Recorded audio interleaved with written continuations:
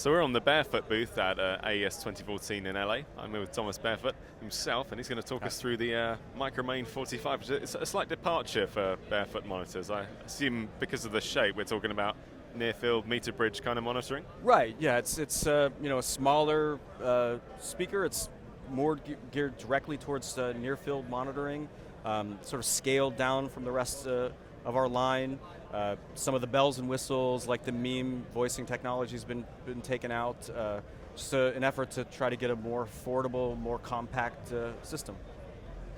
So I've been meaning to ask as well about the shape on the tweeters. What's this about? How does this work, and what does it do? It's a ring radiator tweeter. It's actually a fairly old technology that we've sort of brought up into the modern century. But the idea is that a regular dome, either a convex or concave dome, it doesn't matter whether it's a metal dome or a silk dome, because the wavelengths get small at the high frequencies relative to the actual physical dimensions of the dome, it starts to beam, so you get this flashlight effect at very high frequencies. With the ring radiator, you're essentially pinning the center of the dome. You have a waveguide that prevents the waves from one side of the diaphragm from interfering with the other side of the diaphragm, and you can actually get a much wider dispersion at high frequencies. So it removes a form of distortion that you have with a dome tweeter. Yeah, well, it gives actually a better one form of distortion that actually happens with dome tweeters is a rocking motion in the diaphragm. This helps eliminate that.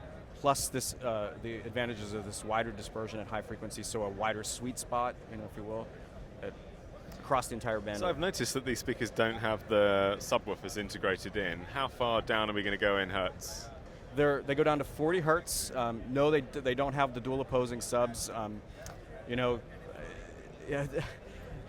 Everything has to be built at a price. Yep. You know what I mean?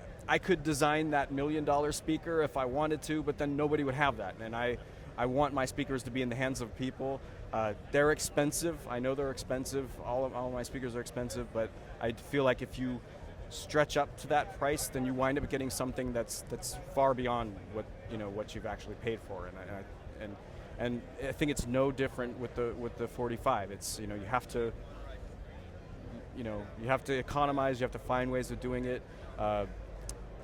The driver technology in this thing is amazing. This woofer is an absolute world-class driver. There's not much that can touch it in the world.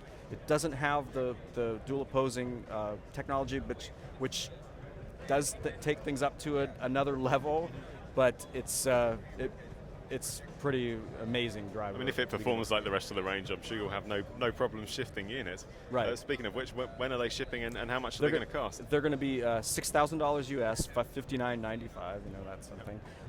And they will start to ship at the end of October. And we're a small company, so it'll be a kind of a ramp if you order at the end of October. It might take a couple weeks or so to actually get your units, but yeah.